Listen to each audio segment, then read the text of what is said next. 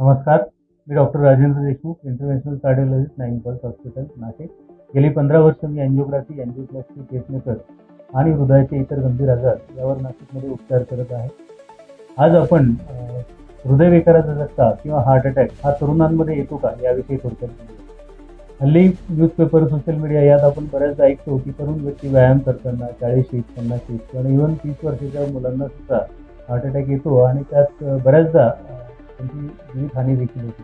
तर तरुणांमध्ये ह्या आजाराचं वाढण्याची मुख्य कारणं काय, तर याविषयी आपण बोलायचं झाल्यास ओबेसिटी, मानसिक ताणतणाव, वेगवेगळी व्यसनं आणि कामाचा वाढलेला व्याप ही त्यातली प्रामुख्याने कारणं आहेत. या व्यतिरिक्त काही अनुवंशिक आजार, चरबीचं प्रमाण जास्त ही देखील त्यात मोडली जातात. जी आजार पूर्वी 60-70 नंतर बघायचो ते आता 40च्या वयात किंवा 30 वर्षाच्या मुलांना बघतो आणि आपण त्यातली जर त्यावर लक्ष दिलं तर आपण त्याला निश्चितच आळा घालू. आणि यात आपल्याला जर त्यांना त्यापासून वाचवायचं असेल तर ती होणारी जी काय त्याची इथिओलॉजी किंवा कारणं आहेत त्यांना जर आपण आळा घातला तर निश्चितच आपण ह्या आजारांपासून सर्वांना वाचवू शकतो. आणि प्रिव्हेंटिव्ह मेडिसिन यावर जर आपण लक्ष दिलं तर निश्चितच आपण याला आळा घालू. धन्यवाद.